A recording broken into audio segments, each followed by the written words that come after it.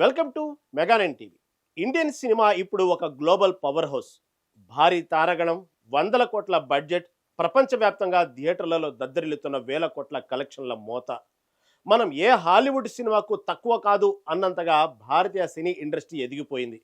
కానీ కలెక్షన్లు వేరు, కళకిచ్చే అత్యున్నత గౌరవం వేరు అని ఆస్కార్ వేదిక మరోసారి క్లారిటీ ఇచ్చింది.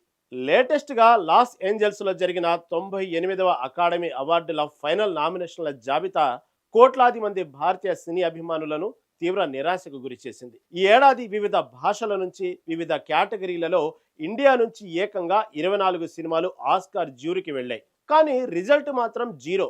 పంపిన 24 సినిమాల్లో ఒక్కటంటే ఒక్క సినిమా కూడా ఫైనల్ నామినేషన్స్ లిస్టులో చోటు దక్కించుకోలేకపోయింది.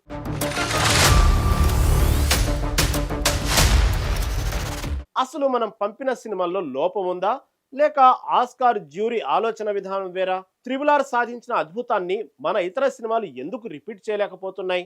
పాన్ ఇండియా కాదు, ఇప్పుడు పాన్ వరల్డ్ మా టార్గెట్ అంటూ భారతీయ ఫిల్మ్ మేకర్స్ భారీ ప్రాజెక్టులను లైనప్ చేస్తున్నారు. కానీ ఆస్కార్ అవార్డులు అనేది కేవలం కలెక్షన్లను బట్టి వచ్చేవి కావని ఈ ఏడాది నామినేషన్స్ ప్రూవ్ చేశాయి.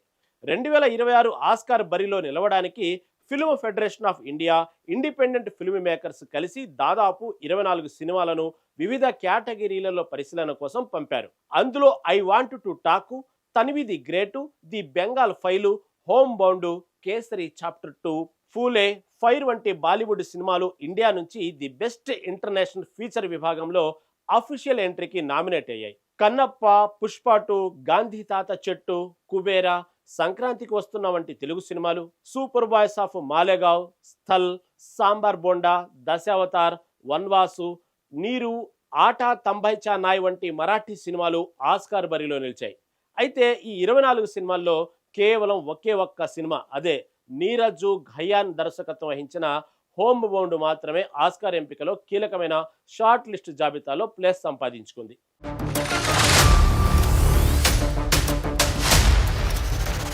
సినిమాలకు ఇప్పుడు దేశ సరిహద్దులు లేవు.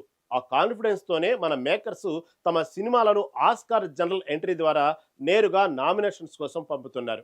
త్రిబుల్ ఆర్ నాటుకు ఆస్కార్ రావడం ఈ నమ్మకాన్ని మరింత పెంచింది. కానీ అకాడమీ ఓటింగ్ ప్యాటర్ను, వాళ్ళు కోరుకునే సినిమాటిక్ స్టాండర్డ్స్ పూర్తిగా వేరని ఈ ఏడాది రిజల్ట్స్ నిరూపించాయి. భారతదేశం నుంచి ఈసారి ఆస్కార్ బరిలో నిలిచిన Pushpa 2, Kantara chapter 1, Mahavatar, Narasimha, Bengal files, tourist family, ఈ 5 సినిమాలు బాక్సాఫీస్ వద్ద సూపర్ హిట్స్, భారీ వసూళ్లను కూడా రాబట్టాయి. కానీ వీటిలో ఏ ఒక్కటి కూడా ఆస్కార్ ఫైనల్స్ నామినేషన్స్ కు సెలెక్ట్ కాలేదు. పుష్ప 2 అయితే బెస్ట్ మూవీ, మ్యూజిక్ లాంటి కీలక కేటగిరీలో ఎంట్రీ ఇచ్చినా ఫలితం లేకుండా పోయింది. సుకుమార్ దర్శకత్వంలో ఐకాన్ స్టార్ అల్లు అర్జున్ హీరోగా తెరకెక్కిన ఈ మూవీ ట్రేడ్ వర్గాలను షేక్ చేసింది.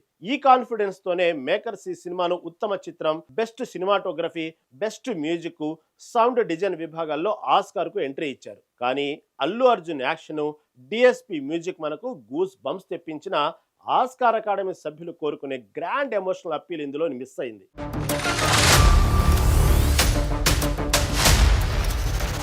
ఇదొక పక్కా ఇండియన్ కమర్షియల్ ఫార్మాట్ కావడంతో వాళ్ళు దీనికి ఓటు వేయలేదు. మరోవైపు బెంగాల్ ఫైల్స్ అనే చిత్రం కూడా ఉత్తమ చిత్రం, బెస్ట్ స్క్రీన్ ప్లే విభాగాల్లో పోటీ పడింది.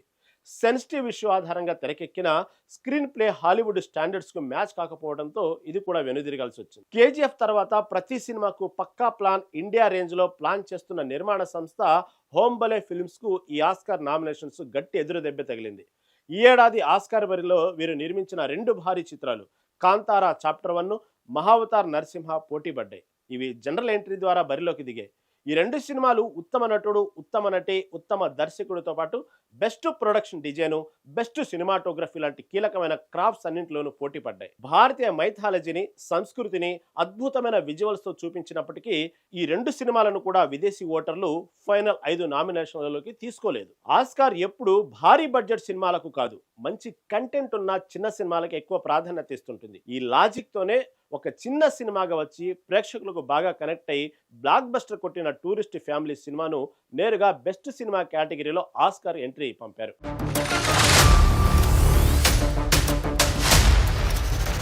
ఇది ఒక మంచి ఫ్యామిలీ డ్రామా అయినప్పటికీ వరల్డ్ సినిమా స్థాయిలో ఇంటర్నేషనల్ సినిమాలతో పోటీ పడేంత పటిష్టమైన కథనం లేకపోవడంతో ఇది కూడా విజేతగా నిలవలేకపోయింది. ఇక్కడ మనం అర్థం చేసుకోవాల్సిన ప్రధాన సమస్య సినిమాటిక్ సెన్సిబిలిటీ. మన ప్రేక్షకులను నచ్చే హీరోయిజం, మాస్ ఎలివేషన్స్, డాన్సులు వేరు. ఆస్కార్ అకాడమీ ఓటర్లు ఎక్స్పెక్ట్ చేసే యూనివర్సల్ ఎమోషనల్స్ వేరు. పుష్ప 2 లాంటి సినిమాలు ఇండియాలో మరియు కొన్ని దేశాల్లో 1000 కోట్లకు పైగా కలెక్షన్స్ సాధించి ఉండవచ్చు. కానీ ఆస్కార్ జ్యూరీ దృష్టిలో బాక్స్ ఆఫీస్ నెంబర్స్కి ఎలాంటి విలువ ఉండదని ఈసారి తేలిపోయింది. వారు చూసేది కథలోని లోతు, క్యారెక్టర్ ఆర్క్, అది గ్లోబల్ ఆడియన్స్కు కనెక్ట్ అయ్యే విధానం. మన కమర్షియల్ సినిమాలు కేవలం లోకల్ మాస్ను దృష్టిలో పెట్టుకుని తీసినవి కావడం వల్లే అవి హాలీవుడ్ జ్యూరీని ఇంప్రెస్ చేయలేకపోయాయి. మరి గతంలో RRR ఆస్కార్ ఎలా సాధించింది అన్న డౌట్ ఇప్పుడు అందరికి వస్తుంది. దానికి కారణం రాజమౌళి చేసిన అగ్రెసివ్ ఆస్కార్ క్యాంపెయిన్. కేవలం సినిమాను పంపి సైలెంట్గా కూర్చుంటే ఆస్కార్ రాదు. పంపిన సినిమాను వందలాది మంది అకాడమీ మెంబర్స్కు చూపించాలి. లాస్ ఏంజల్స్లో ప్రత్యేక స్క్రీనింగ్ వేయాలి. హాలీవుడ్ మ్యాగజైన్లో యాడ్స్ ఇవ్వాలి. దీనికోసం 10 కోట్ల రూపాయలు ఖర్చు చేయాలి. ఈ ఏడాది మనం పంపిన 24 సినిమాల్లో ఏ ఒక్కరు కూడా అంత భారీ స్థాయిలో ఇంటర్నేషనల్ పిఆర్ క్యాంపెయిన్ చేయలేకపోయారు.